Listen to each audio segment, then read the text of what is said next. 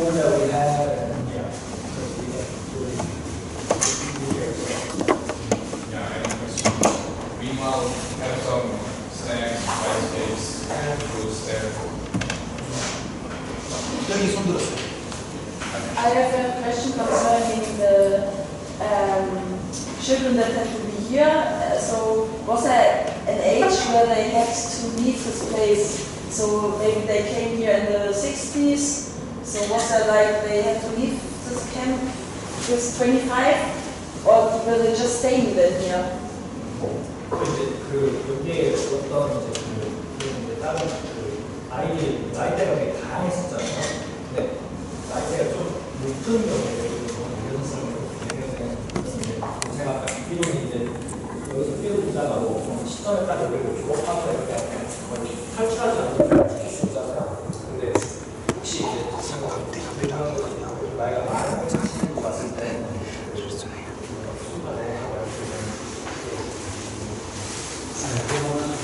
나이 많은 사람은 대부분 되게 사람들인데 17세, 18세 되면은 사회로 나가는 기술이 있어도 나이가 들면 사회로 나가는 그런 제도가 있었습니다.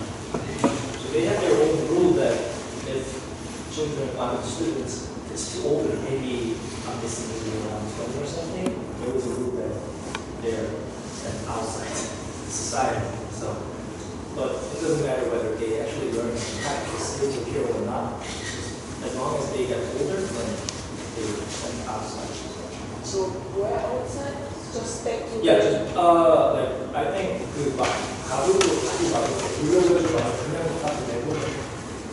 일본은 가족을 찾아가는 보편적으로 여기에서 제도적으로 이렇게 가족을 찾아주는 것보다는 자기가 나가서 어렸을 때 기억을 이렇게 찾아서 하는 경우가 저 같은 경우고 또 여기서 이제 찾아가라고 해서 뭐 찾는 경우도 없지 않아 있었어요. 그리고 또 부모가 여기 찾으러 오는 사람들도 있었고 그거는 이제 극히 일부분이고 지금같이 무슨 어떤 정보적인 매체가 발달된 그런 상황도 아니었었고 보편적으로 여기 들어오면 고립된다고 보시면 되고 열성적인 부모님들이 이제 찾아오시는 경우가 있고 그 당시에 제가 기억하기에는 90년대 어디 연세인데요? 20대 연세 대학생들이 봉사활동 그런 어떤 그룹 차원에서 왔다가 이제 개인의 뭐라고 할까 주소를 전달하거나 그런 방식으로 이제 소통이 되는 그런 기억을 하고 있어요. So what we have to always remember is this place was really isolated and closed from the outside society. So it was very rare that after some students reached a certain age, maybe 20 or something, it was very rare case that whether the school find family for them or something. It was more like they got the freedom to go outside, go back to the mainland. So they usually just trace their memory back to their old home and their family. So it was very rare to see that whether school actually find family for them or things like that. And he was telling us an interesting thing is like in some really rare cases, some parents came over here to find their children, but it was really, really rare case. And I can suspect that was really hard because at that time the communication, the transportation system was all very bad. So yeah, but in rare cases there were some cases like parents came over to find their children. And he also mentioned a really interesting case that back in the 1960s, there were some university students who came over here for volunteer work. And in some really rare case, maybe they communicated with the children here and maybe talk about, oh, we're from same maybe hometown or something, but those kind of things are really rare. So it would be much better to think that they just got the freedom and they just find their family on their own.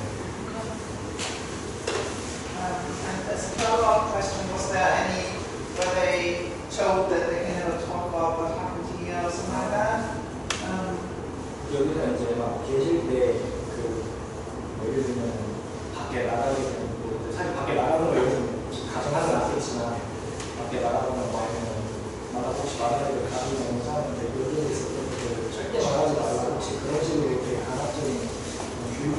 있었는지. 그런 건 없고요. 왜냐면 여기 있을 때는 자체가 본 개인으로서는 자랑거리가 아닙니까? 일단 숨기려고 했었고, 저 같은 경우도 제가 결혼한 지 3년 전이 됐는데 우리 집사람하고 애들이 제가 여기 어렸을 때 있을 때는 그거를 알게 된 거는 4년 전밖에 안 돼요. 그러니까 아마 그런 맥락에서 이해를 하기 좀 가능할 것 같습니다. So two things we have to keep in our mind is that because this place was set for like, I mean, although they say that this is an educational institute, they didn't like set some clear year that how long they're going to be educated or something like that. They just got the children here and just use their labor, right? So those kind of things, like clear instruction whether you should not tell this kind of thing to people's family, they just assume you tell them much about that because they assume that this children is going to be here for a long time. And another thing is about kind of the emotional shame maybe. He just shared his personal experience that although it's been more than a decade that he stayed from this place, but it's been only 4 years that his wife and his family know about whether he was actually here. So, and this type of memory, that's why usually memory studies are really hard and this people who actually experience this kind of thing, they feel like, I mean, it's not something we're proud of him using his work. So. 그 부분 제가 약간 지금 말인데요.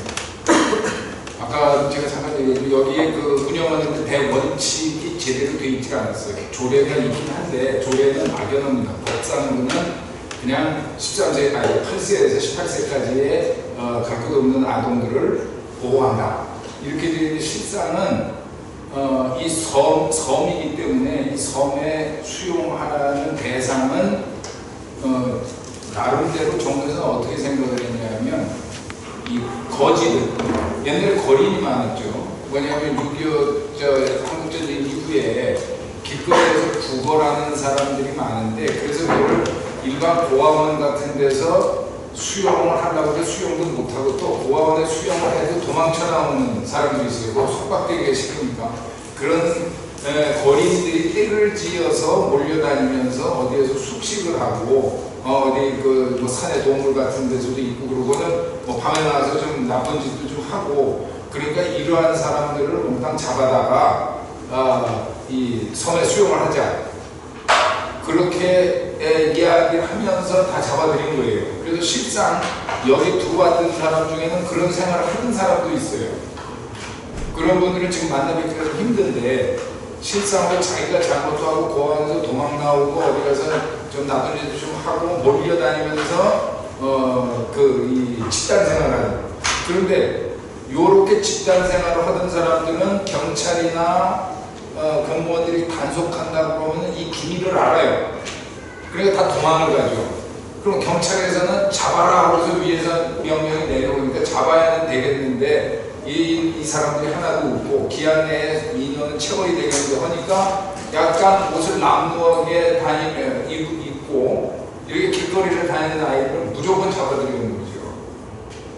그래서 외부에서는 여기를 어떻게 일반인들은 어떻게 인식을 했냐면 이 거린들 중에서도 구걸하면서 고아들 중에서도 아주 좀 지리 좀 알고 있는 애다 뭐 이런 식으로 선전을 해버리는 거예요.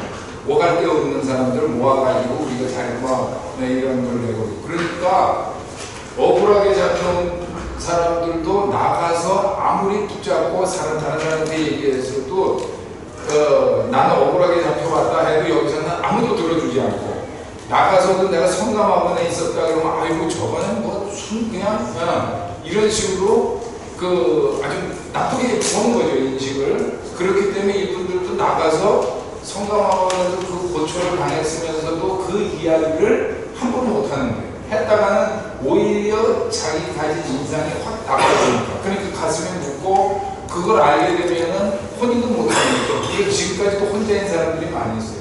하여튼 이제 그러한 인식들을 이렇게 국가에서 만들어 놓고 그런 아이들이 들어왔다라고 생각하고 아무리 얘기를 해도 여기서 들어주지 않아요. 우리 집이 있다, 어머니 계시다, 아버지 계시다 해도 거짓말 말하면서 두드러 패기만 하니까 실질적으로 부모가 있어도 이야기를 하면 돌아오는 건 내죠.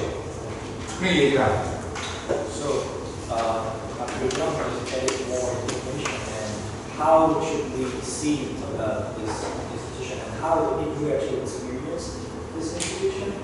And another important thing is how this institution was viewed by the public back then. The government, the national government did a really good job of making the image that this institution's purpose is bringing all the vagabond people on the street or people who do not live in a family. So we're not doing some good thing. Collect all these people, bring them here, give them some food and vocational education or something. So we're doing a good thing. So because of that image was already spread over the public, so the public understand that, oh, if you're from that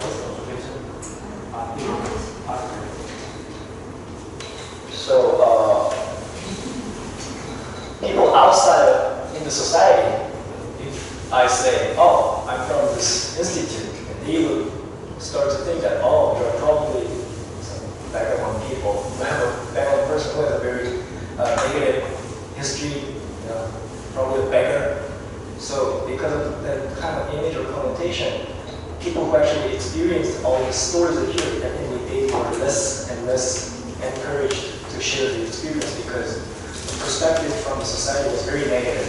So Dr. Chung just wants to add that information. And the other information which I also think would be important is actual operation of the institute here was actually not that systemic at all. Although the government said we collect these children and do some kind of rehabilitation or something, but that was again like kind of their image making, I would say. Inside of the institution, in reality, what these children experienced was not systemic like operation or management at all. So yeah.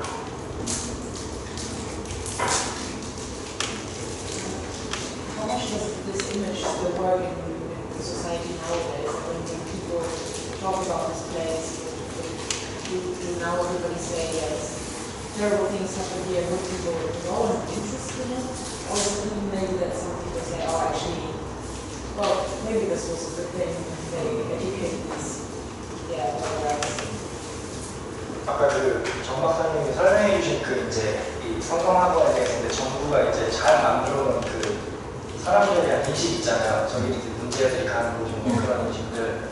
이제 지금 궁금한 건 어떤 거냐면 지금 이제 현재도 만약에 밖에 나가서 혹시 이런 경험하셨던 분들이 이런 얘기를 만약에 이렇게 하라고 그러면은 여전히 사회 인식이 그때처럼 그렇게 되어 있을까? 아니면 사람들이 조금 바뀌어서 관심을 좀 가질까? 이런 걸 좀 궁금합니다. 그건 본인들이 직접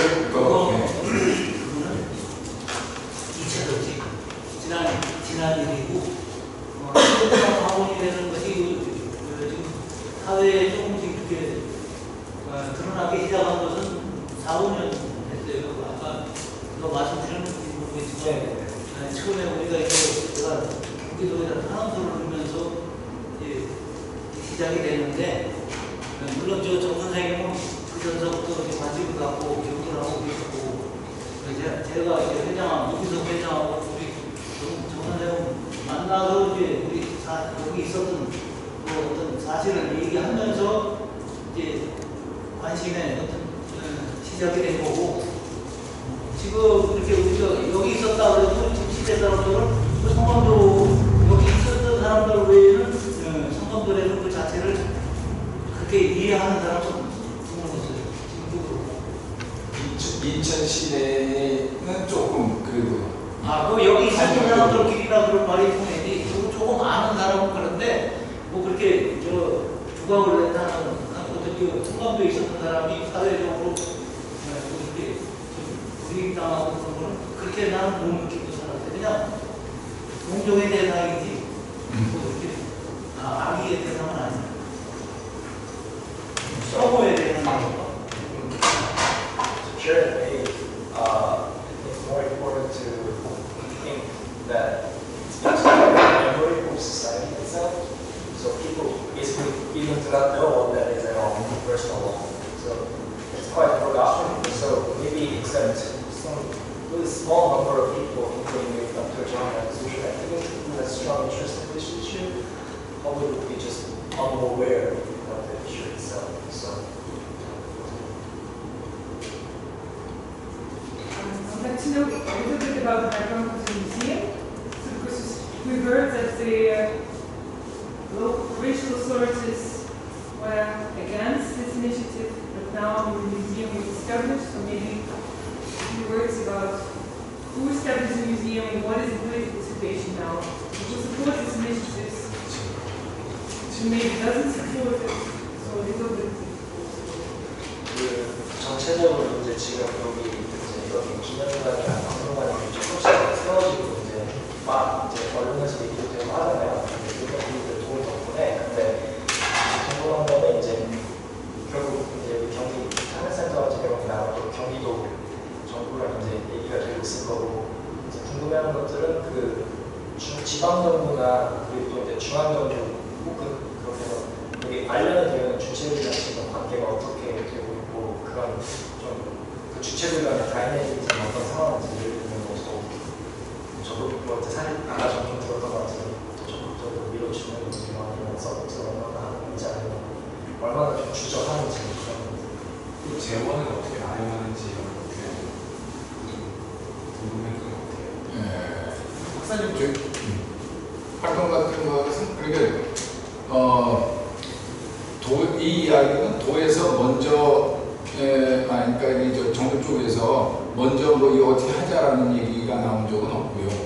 일본 분이 끊임없이 일본 분도 여기 한 20여 년 이상을 계속 진정서를 냈어요. 일본에서.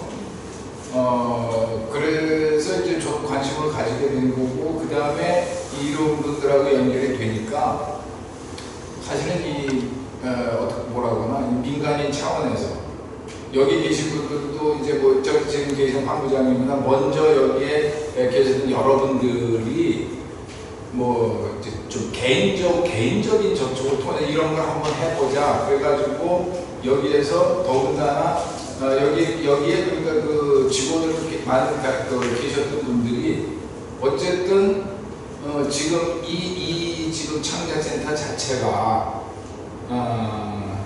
학원 터에다 자리 잡은 거니까 우리가 여기에 이 땅의 역사를 알기 위해서라도 과거에 대해서 어떤 것은 좀 밝혀야 되겠다. 그걸 밝혀보자. 그래서 몇몇 분들이 나서서 예산을 밑에서 만든 거죠.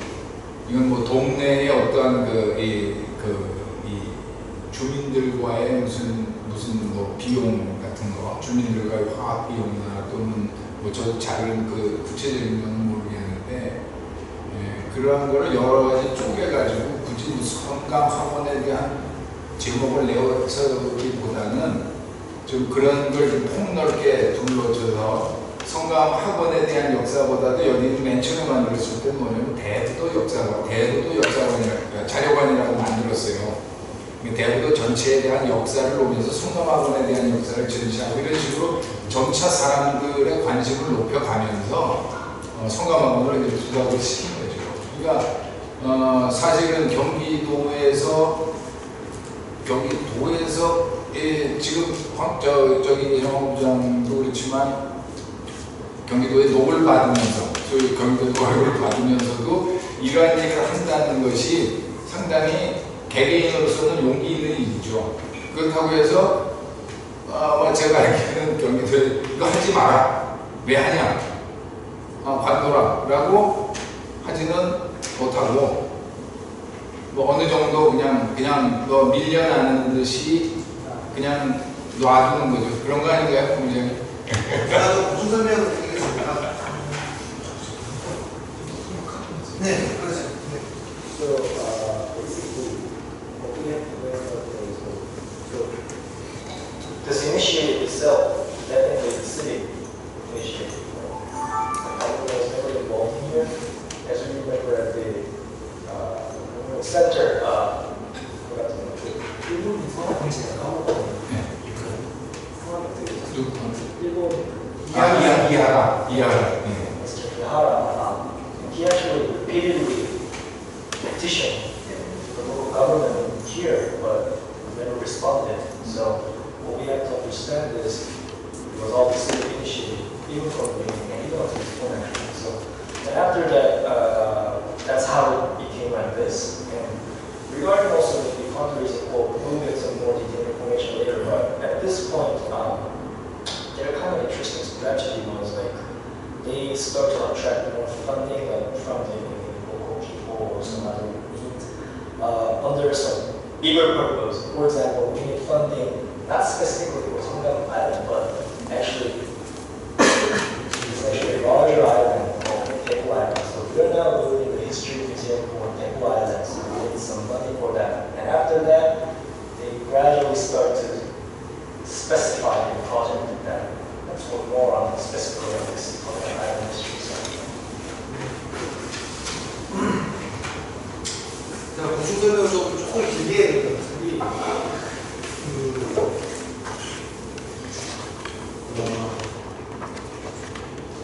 용기를 내는 일은 아니에요. 그냥 마음만 내는 거고요. 용기를 내는 것까지는 아닌가. 마음만 내는 거. 왜냐면 제가 못했잖아요. 저는 말을 왜 여기가 공공기관이기 때문에 방금 전진 학생이 얘기하셨던 것처럼 제가 짧게 공부하거든요. 공공기관이라서 공공영역에서 민감하게 생각하는 일들을 여기가 적극적으로 추진하기는 힘든 상황입니다. 근데 숙명처럼 경기창작센터가 성감하고 자리에 있기 때문에 이걸 우리가 어떤 개념과 맥락에서 해석하고 사람들에게 알려야 될 것인가에 대한 고민들이 있는 거죠. 그러나 그 예술이라는 것은 그리고 문화라는 것은 시대의 아픔이나 우리 민중들이 가지고 있는 역사를 무시하고 아무것도 없는 그냥 아름다운 마음을 추구하는 것은 아니라고 저는 생각하고 있습니다. 그래서 여기에 우리가 깔고 있는 이 역사를 다소 아프고 다소 부끄럽지만 끄집어내고 그것을 지역과 함께 할 때만이 진정한 예술이나 문화가 만들어진다라는 믿음을 저는 가지고 있습니다. 여기까지만. 네. So, I want to add that in reality, it's actually really hard to push forward this type of project, although there are many activists, civil activists or something. We have some strong support from the government, actually. It's really hard in reality.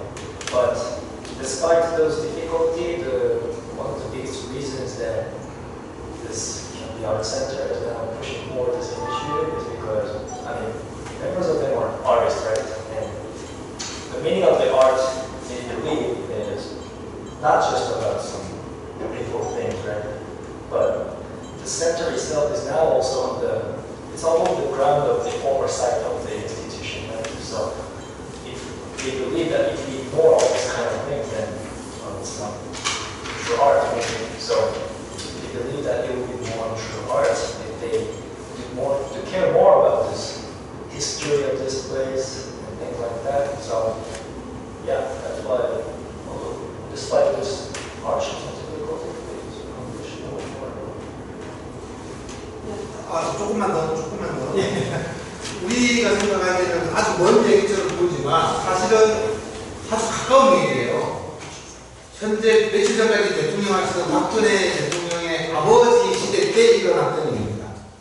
박정희 대통령 때 아주 1960년대 초반에 그 전쟁과학이나 거기에 불안마들이나 단속한다는 명분으로 이런 제도들이 계속 지속되는 계기가 된 거거든요. 그런 지점을 하나 봐야 되고, 그래서 우리는 아주 전략적으로 접근할 수밖에 없다. 그래서 우리는 성감학원을 거리에 나가서 투쟁을 한다든지 이슈 파이팅을 한다든지 하는 것보다는 이것을 어떻게 하면 문화나 예술적인 부분으로 승화할 수 있을 것인가에 대한 고민들을 더 많이 하게 됐습니다. 그래서 지금 저희가 하고 있는 에코뮤지엄이라고 얘기하는 것이 바로 이런 관련된 분들, 지역 주민들, 그리고 예술가, 기획자들이 다 힘을 합쳐서 성감학원의 무대를 세상에 드러내고 해결하는 지점을 찾기를 바랍니다. I think also this is really important. First of all, he wanted to point out that, well, first of all, this is not really distant past. This is actually all the things just happened like 3 decades ago only. So, and that's why another reason that they are working so hard on this issue. And another important thing I think is, he said they had to think really hard about what type of strategy that they were going to choose to spread issues about this thing. So they thought that because the majority of them are also artists, right? So they thought that rather than just going into the street and making some protests about all this issue, it would be more effective to bringing this kind of collaboration, more cooperative initiative, not only just by the artists, but also the local people. Like, that's what I think they call the term as an echo museum, rather than just building one static kind of place where they just put a lot of some things to collaborate. They just wanted to make the whole site as a kind of living memories and everything. So, yeah, and I think for our purpose, it is really important to look at their strategy. 그런 방법이어야만이 여기 살고 계신 주민들도 만족하실 거고 생존자들도 어느 정도의 지점까지 목표를 달성하실 수 있을 것 같고 그러면서도 안정적으로 이런 진실 규명을 해 들어갈 수 있는 방법이 있다고 고민했던 겁니다. So they have thought really hard and they reached their own solution on this strategy because they have been thinking really hard how to also satisfy all these different agents, right? Like the local people, artists, survivors. So they have to think hard what would be really kind of good way to make all these people happy. And the second thing is how can we make this initiative a longer term thing, not just really short term thing to talk about this event, but they just want to make it this more like an endurable event. So, and with all these hard thinkings, this is the current initiative that they are now pushing forward. So, 그게 예술이 가진 힘이라고 믿습니다. and they believe that that's the power of art. Perhaps a more personal question to the man in the middle. So what did his family and friends react when he first heard of the story? And the second question, he was in the film, like this photo over there, and he saw the film in the museum. How did the camera team came to this history? So the first question was about how their family and friends And his friends react react when they first heard about the story and when he first. The second question, how he got involved in this film. how they. No.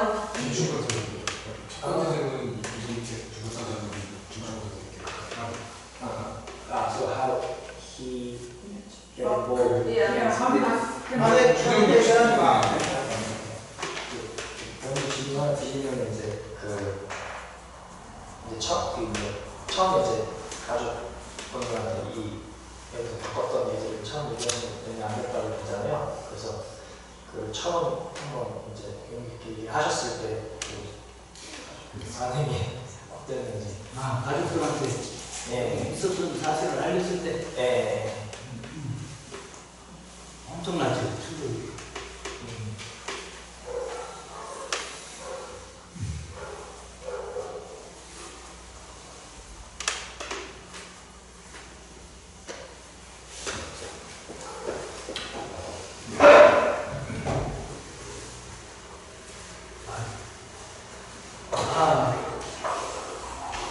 그건 그래도 좀 담담했는데 애들이 지금 30살, 32살 이러니까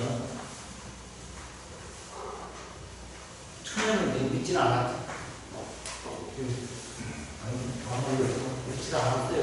믿지는 않았지만 그 둘째 아이가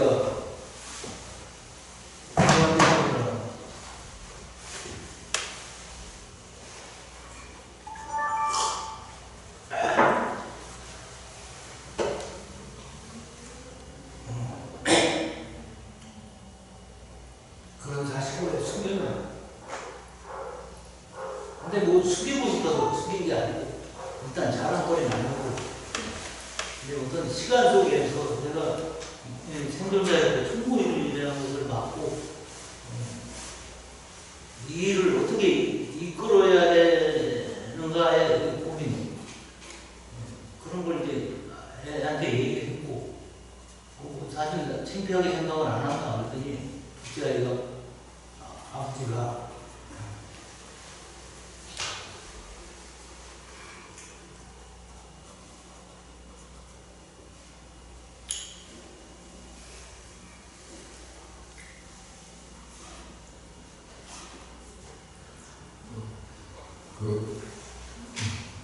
미안하다고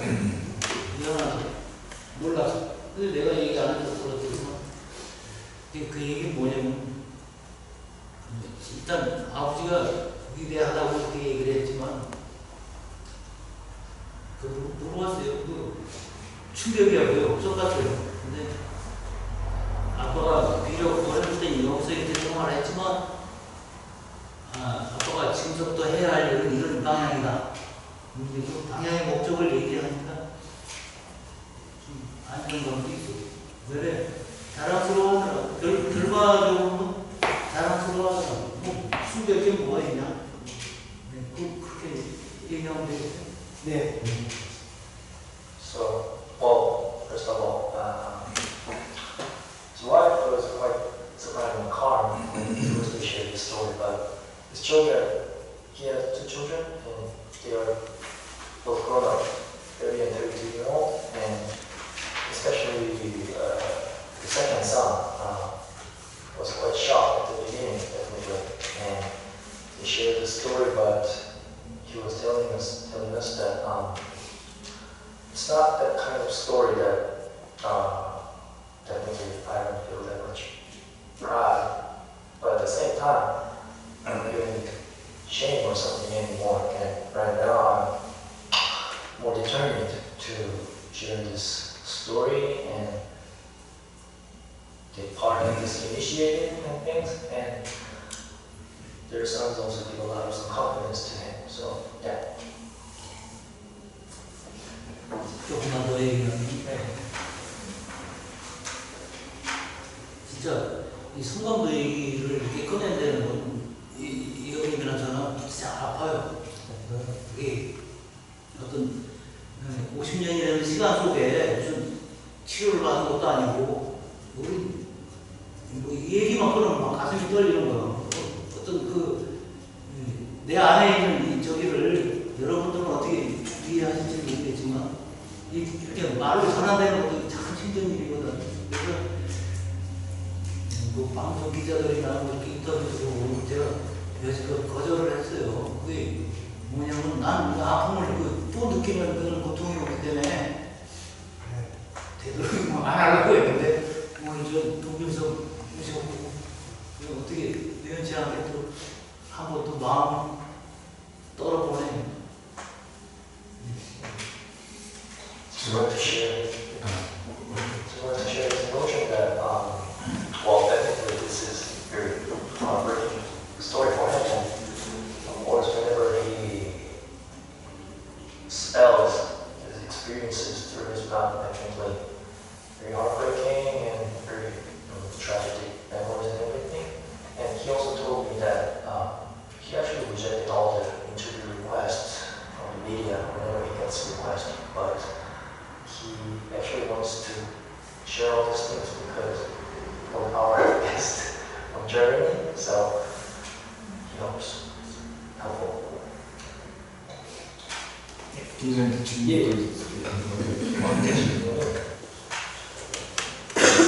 추정욱 씨, 방송 나왔던 거 있잖아요, 선생님. 그거 어떻게 하시게 되셨는지 좀 궁금하다고 그래요. 최종 60분에 나온 뜬금물이 수남학원 일에 대해서 아니, 그거 제가 그 방송을 제가 말씀드릴게요. 재작년에 JTBC 그 이규현의 스포트라이트에 우리가 1시간 정도 좀 촬영해서 그게 방영이 되고요. 그 다음에 작년 7월달에 그 추정 60분 거기에서도 1시간 동안 방영되고 있어요. 우리가 어떤 어렸을 때 보통 뭐 그게 좀 이렇게 우리가 원했던 대로 이렇게 전달은 다 안 되지만 그래도 어떤 큰 줄거리에서는 전달이 되고 많은 사람들이 공부를 그렇게 좀 걸고 그렇게 알고 있어요. 버튼 얘기 있으면 없어요? 아마 궁금한 게 그걸 이제 아까 이제 저한테 말씀해 주신 사실 이제 언론이나 그런 거에서 이런 걸 쉽게 꺼내야 되게 어려운 일이 있잖아요. 그 이제 그런 수시나 프로그램이나 이제 이런 데 처음 이제 일을 하시게 되니까 신성적인 계획이나 그런 혹시 그거는 저하고 둘이 만나서 얘기를 했기 때문에 제가 대변을 할게요. 우리는 맨 처음에 JTBC 한 PD 와가지고 그때 우리가 우리 일을 알리기 위해서는 그래도 방송의 힘을 빌려야 된다 그런 어떤 원칙이 있었어요. 제가 그래서 그 JTBC에 우리가 저기 해가지고 했는데 그 결과 뭐 그렇게 특별하게 나타난 적이 없어요. 그냥 인터넷상으로 우리 얘기가 오고 와서 뿐이지 실질적으로 뭐 그렇게 큰 변화는 없었고, 근데 이제 그 KBS UPD가 왔을 때 우리가 따로 만났어요. 동천에서 만나가지고 이형님하고 만나가지고 성관벌이라는 데를 그렇게 함부로 닫아서는 안 된다. 어떤 성관벌의 아픔이 되는 지금 밝혀지는 아픔에 대해서 당신이 이렇게 용기를 내서 너무 고맙지만 거기에 대해서 좀 공부를 하고 싶죠. 내가 이렇게 해가지고 좀 그렇게 해줘서도 촬영을 하고 싶다고 하면 내가 있는 대로 다 협조하지. 이런 얘기는 오고 왔었어요. 그게 우리의 마음이었었고, 우리는 이제 어떤 언론 매체에 알릴 수 있는 방법이 없고, 저는 저 나름대로 알려야만이 이 상처가 치유될 수 있다는 걸 알았기 때문에 나는 그 길을 뭐 맹목적으로 했어요. 하고, 우리 원생들 간에서 트러블이 있는 게 뭐냐면, 회장은 방송으로 나가고 이러는 것을 좀 싫어했고, 나는 막 알리려고 했고, 그래서 이제 그 이후로 우리도 조금 이렇게 거리가 있지만, 제 생각은 그래요. 지금도 방송으로 알리면 알려서 이게 우리가 할 수 없는, 그러니까 우리가 할 수 있는 일은 역부족이다. 이런 어떤 일의 한계점을 알기 때문에 그렇게 했던 것이고, 그거는 같이 이제 부회장을 맡고 있기 때문에 같이 의견을 모아가지고 그렇게 한 걸로 이해하십니다. They both talk a lot when they get the request from the broadcasting company making this coverage of these issues and everything. They reach the consensus that there is a strong necessity to share these stories to the public, because this has been forgotten for a while, and for also their purpose, at least if this issue is known to public and gets more attention, I mean, it cannot perfectly cure their scar, but yeah, still can give a little bit of relief. But another important thing is regarding the question of whether they're going to allow media to cover this issue or not. There was also, it seemed like there was also kind of like a debate on the people who experienced this place. For example, the chairman of these people, the organization of these people who experienced this place, the chairman actually disliked the idea of allowing the media to cover this issue. So it seems like I can infer that there was kind of maybe conflict among those people who experienced this tragedy. But thanks to people's consensus, that's how they got reached, and they were able to allow this media to cover their stories. Did you ask both of the eyewitnesses what freedom means to them? 유력의 두 분에게 여쭤보는 건데, 자유라는 것은 어떤 의미인가요? 자유는 의미를 주자면 일단 용기가 있어야 돼요. 제가 성경적 일을 붙인 것도 사실 많은 고민을 했어요. 근데 자식과 나의 관계도 있고 내 이웃과의 관계도 있고 몇십 년을 또 내 자신이 50년 묵었던 일을 이렇게 공대석상에서 정리한 데는 그 용기가 필요했었고, 하지만 제가 방송의 일에 방영이 됐고 또 옆에 계신 정선생님 선관에서 의견을 모아가지고 했던 일도 어떤 보면 자유주의하고 몸부림이긴 했지만 나 나름대로 용기를 낸 자유라고 생각합니다. So for him, freedom is like what you can achieve through courage, because to tell public about this event and tell this history to the public, all this kind of thing, well, he definitely needed a lot of courage. He encourages to share all these stories and things. So, and although of course we are not sure whether he's really free from all these kind of past memories, but he really strongly believes that with that kind of freedom or something, what is really necessary is courage.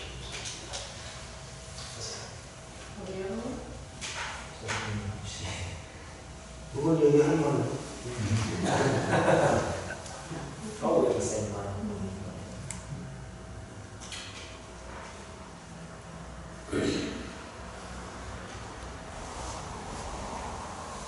선생님 말씀 저희 지금 뭐 인터뷰 중 저기 말씀 중에도 이제 좀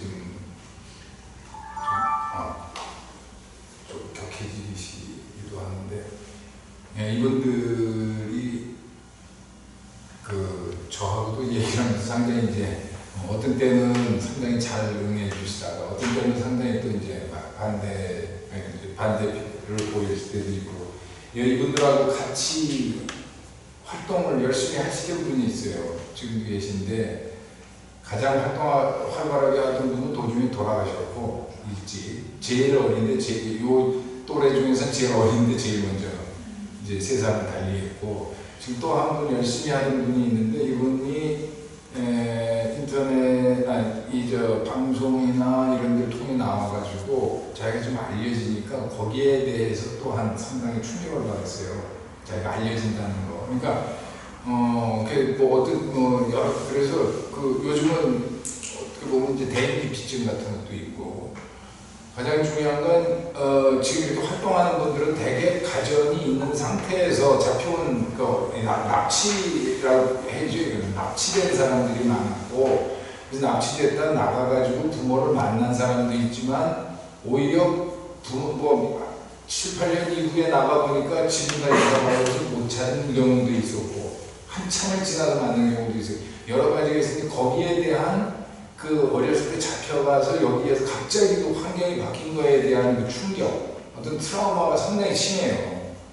그래서 지금 그분의 경우는 자기가 이런 걸 얘기를 어디 가서 자꾸 얘기를 하면 그때 나라에서 나를 잡아갔는데 지금도 갑자기 나라에서 너가 그런 얘기하고 다니냐고 잡아간다라고 하는 그런 공포감, 이런 게 아직도 잔존하고 있어요. 그러니까 보통 때는 괜찮은데 자꾸 혼자 이런 걸 하다 보면은, 그래서 뭐 제가 전날에도 막 화를 내고 끊는 때도 있고, 갑자기 그렇게 하고 왜 저 기자를 소개해줘가지고 이렇게 그냥 나 곤혹스럽게 만드느냐, 저를 보고 이제 당신이 책임지셔야 하는 식의 얘기. 이게 저는 이제 알죠. 이게 이런 그래서 사실 저는 지금 이런 거 지금 여러 문제를 진상 규명하는 것도 좋지만, 진상 규명하다 보니까 가장 급한 것은 지금 이분들에 대한 어떤 치료, 트라우마에 대한 치료가 저는 가장 시급하다고 봐요.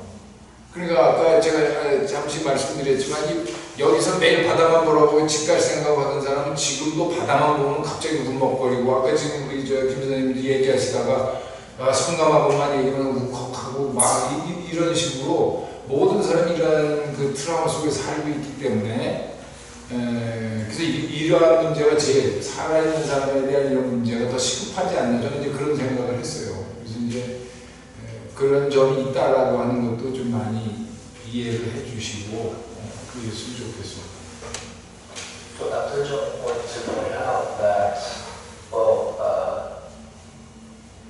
it is also important to excavate more truth about this history, what happened here. It's also important, but now what seems more important is actually providing the psychological relief with their trauma or anything like that. For example, Dr. Jung shares his experience whenever he engaged some conversation with these people who experienced life here, and many of them are actually often get emotionally very fluctuating. Sometimes very cooperative, but sometimes can get very angry and like I don't want to talk about it and things like that. And also sometimes very cooperative when they met some media journalists, but in the other hand, like maybe on the other days, maybe they feel very bad about those kind of things. So, and it is very for sure that they are under very big trauma. For example, some of them even felt that because they were under really very strong like kind of surveillance in this institution, some of them even sometimes feel today that if I tell all the truth or the realities of this institution to other people, wouldn't I get maybe censored or caught by government again? Or also on the emotional side, because this island was set in this seaside, right? For some people, seaside would be a very positive image, but for these people, just looking at seaside can bring up their very traumatic experience again. So Dr. Jung just wanted to make a point that besides commemorating these events and things, that's important, but at the same time, more urgent thing would be also to take care of their emotions and their past experiences. 제가 지금도 성감도 얘기를 이렇게 해가지고 시작을 해놓으면 어느 이 격정에 올라가서 가슴이 발랑발랑하고 이게 참 나 개인으로서 참기가 힘들어요. 이런 인터뷰를 한다는 자체가 걷거든 이렇게 또 한다는 것도 싫고 그래서 많이 피하는데 이거 한참 오래 가거든. 물론 트라우마라고 하지만 죽기 전에 고쳐질 병은 아니고 어렸을 때 이곳에서 제가 받은 저기는 일로 말을 못해요. 우리가 이 말과 말로서 내 마음의 감정을 모두 다 전한다고 그러는 게 불가능한 거고, 참 제가 한마디로 이렇게 명료하게 말씀드리면 제가 여기 나와가지고 20km 그쪽을 쳐다나가서 우연치 않게 이게 오게 돼가지고 이제 다시 이제 여기에 대해서 옛날에 있고 이렇게 무슨 일도 지냈지만 이런 자리에서 이렇게 얘기를 하고 지난 일을 또 이렇게 한다고 그게 다시 이렇게 되새기기 때문에 물론 그때 고통과는 다르겠지만 이 가슴이 떨리고 막 무거워서 이게 이제 뭐 병이겠지만 트라우마겠지만 이런 것은 항상 내재되어 있어요. 이런 수신적이고 그러니까 그 사람이 여기서 몇 년이 있었던가 그건 하면 안 돼. 짧은 시간이라도 그 사람이 예를 들어서 6살 때, 7살 때, 그 나이 지하도 있고, 연도별 어떤 그 고통의 크기가 다르기 때문에, 우리가 이렇게 만나서 얘기를 해도 뭐 이렇게 고통도 그렇게 지내는 게 없고, 그 시기에는 배고프고, 맞고, 일하고, 그러니까, 그런 환경에서 그 사람들이, 이 사회에 후대화가 안 되고, 그렇게 이렇게 지금 있는 것만 해도 우리나라는 고마워야 돼.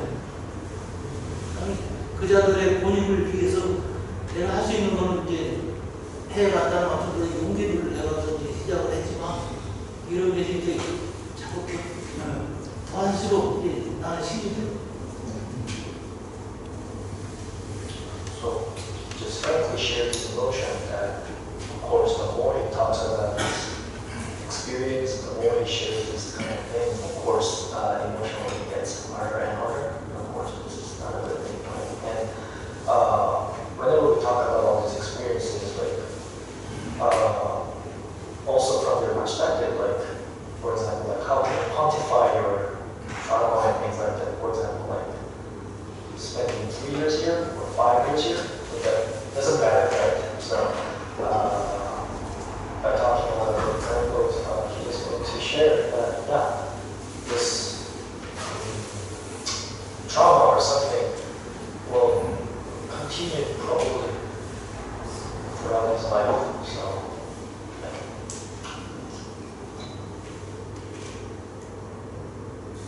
중독성이 진짜 요즘 중요한데,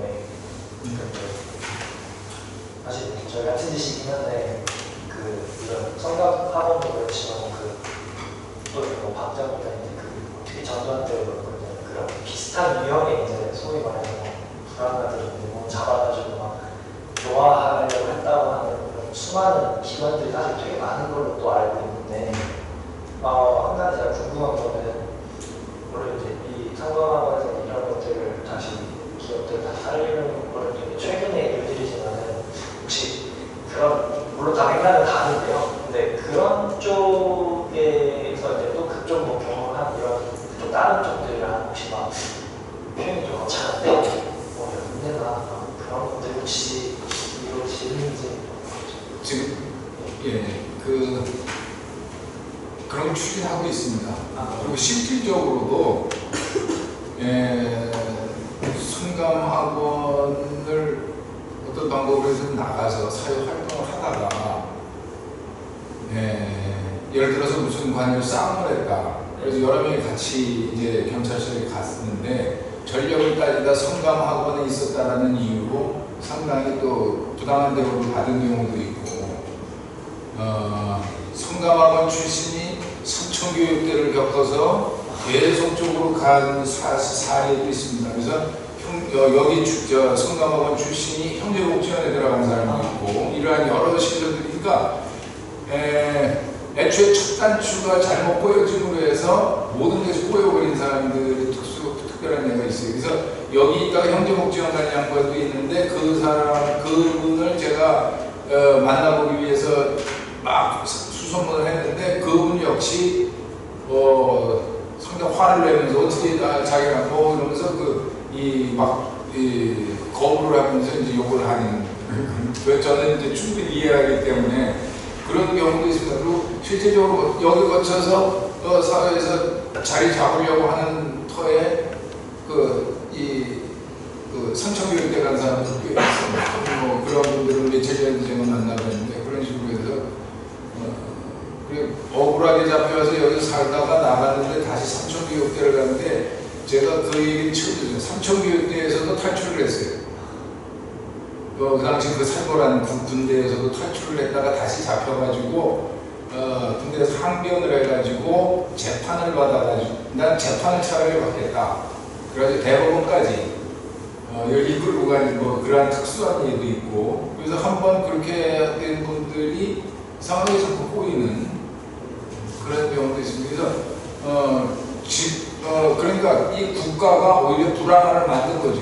왜냐하면 국가에서 가정에 있는 평범한 가정의 아이를 잡아다가 5년, 6년 있다가 나가보니까 이미 이 가정은 집을 떠나고, 아주 안타까운 거는 한 분 고향 지인 정 선생 같은 경우는 8년을 있다가 나가니까 생각이 안 나서 한 10년 만에 겨우 집을 찾았는데 옛 기억을 더듬어서 갔더니 이미 떠난 지 5년이 지났는데 그때 그렇지 않아도 네가 오면은 주라고 여기 주소를 남겨놨었는데 몇 년 지나다 보니까 내가 그걸 잊어버렸다.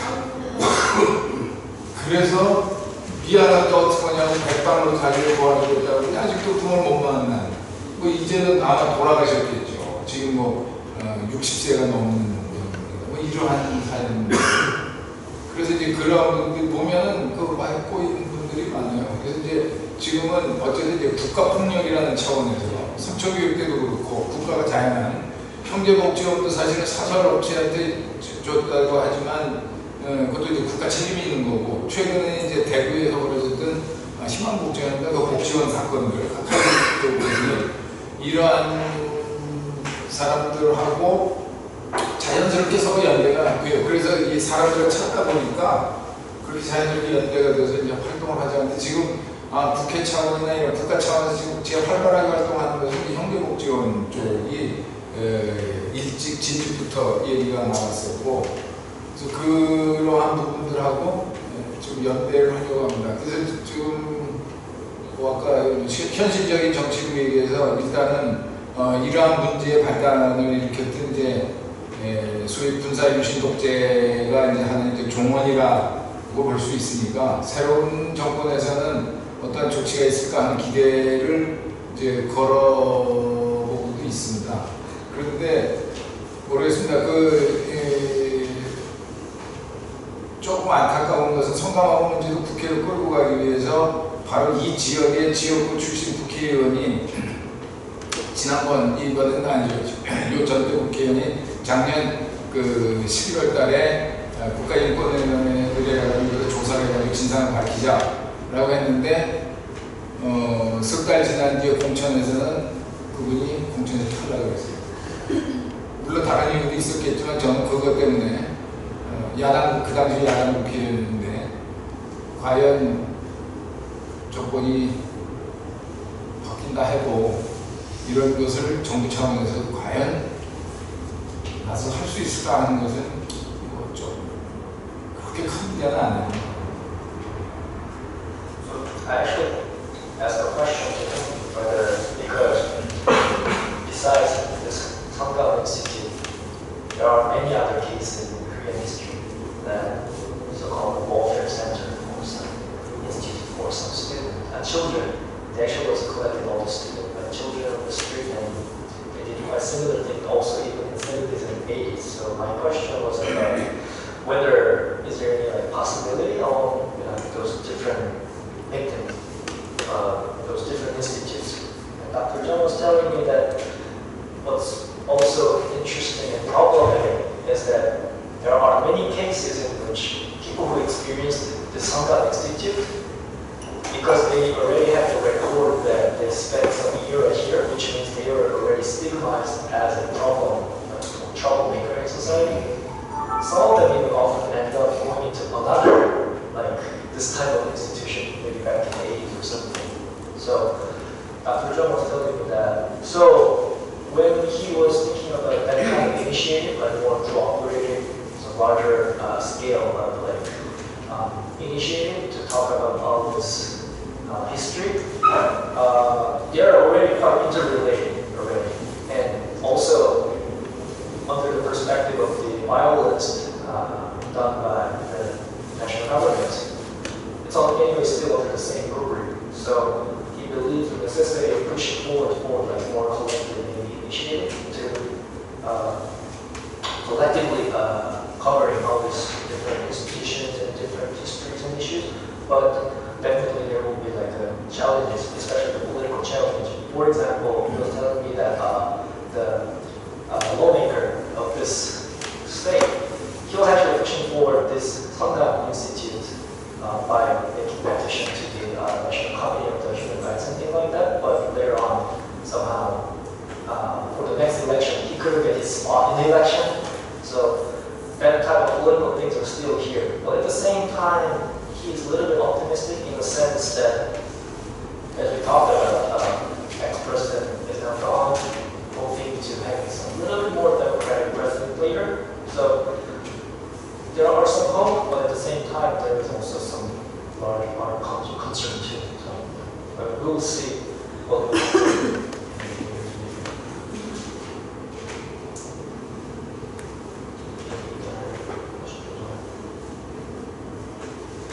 Yeah, I think we would like to thank also the organizers and particularly the advocacies for coming today. So it's the Transnational German South Korean Project. We we are educators, from museum workers, students, and we know how important it is and how to continue this work. And we appreciate also the fact that despite being a very difficult task to talk about it, that they still came here, shared their life story with us, and talked about their experience.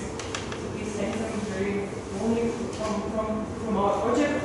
And also the organizers, we would like to wish them good luck and hope that political situation will improve and that this initiative, which is definitely worth it, will grow and develop. 네, 오늘 여기 이제 자리가 만들어주시는데 특히 이제 경제분들은 이제 그러니까 오늘 이렇게 행사 기획하시고 또 이제 여기서 계속 활동하시는 분들한테 감사합니다. 저런 말씀 특히 진심으로 저분한테 가서왔던 일인데 저희가 해주셔서 너무 감사드리고 저희 소개를 간략히 조금 더 아까 했는데 저희는 사실 이제 강제노동이라고 하는 주제에 대해서 다 독일에서 온 친구들인데 독일도 이제 나치 덕분 이제 그 수많은 나라에서 이제 사람들을 다 잡아가지고 강제노동을 그랬었거든요. 그거에 대해서 공부하는데 이제 저희 이제 한국 학생들인데 저희 이제 이런 주제를 연구하는데 한 나라에서 갇혀서 보는 게 아니라 이게 되게 전 지구적으로 이게 문제가 되는 주제이기 때문에 이걸 국경을 좀 표현이 되게 거창하지만 국경을 넘어서 다 같이 이걸 논의하는 게 의미가 있다고 해서 이런 자리를 저희가 작년 정리해서 하고 이제 이번에 한국에서 하는 건데 그래서 한국에 이런 사례가 있다는 걸 저희가 계속 한국 참여자들한테 독일 참여자들한테 알려주기 위해서 여기를 사실 저희가 선택했고 그리고 이런 행사를 기획하고 그래서 너무나 자리가 잘 마련돼서 정말 감사하다는 말씀을 드리고 싶고 특히 아까도 또 말씀드렸지만 저도 되게 개인적일 수 있고 그런 얘기들이 없이 제가 공유를 해주셔가지고 너무 감사하다고 말씀을 드리고 싶습니다.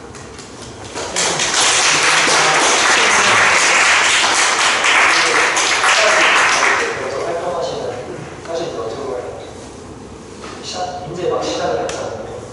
그래서 되게 기원하고 그래서 성감학원과 또 이거는 제가 볼 때 한국의 단편적인 역사로 끝나는 게 아니라 이런 보편적인 인권이나 양심의 문제인 것 같습니다.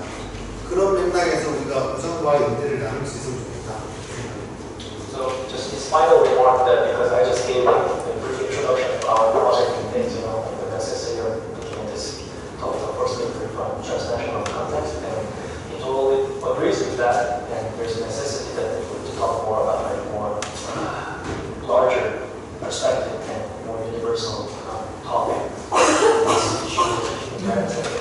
So, yeah.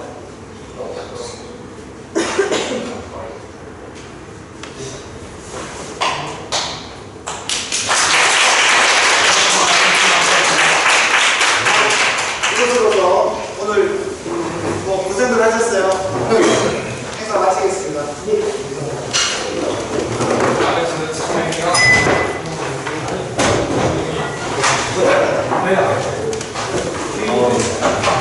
한 자리에 같이 하셔서 예, 감사합니다.